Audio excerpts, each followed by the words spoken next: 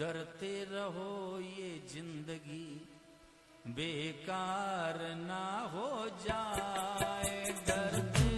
रहो ये जिंदगी बेकार ना हो जाए, डरते रहो यह जिंदगी बेकार ना हो जाए, डरते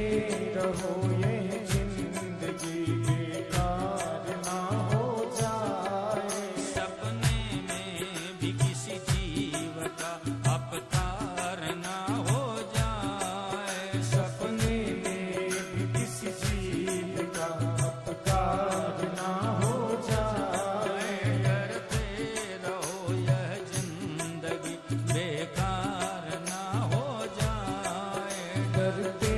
रहो यह जिंदगी बेकार ना हो जाए।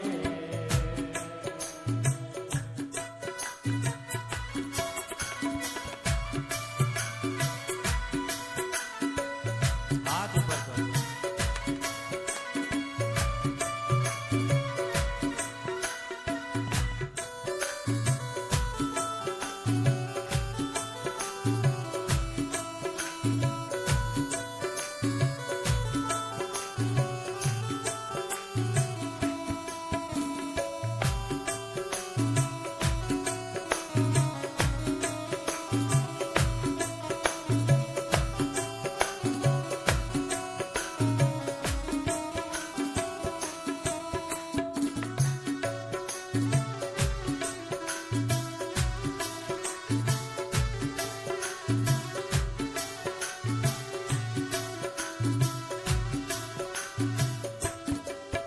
पाया है तन अनमोल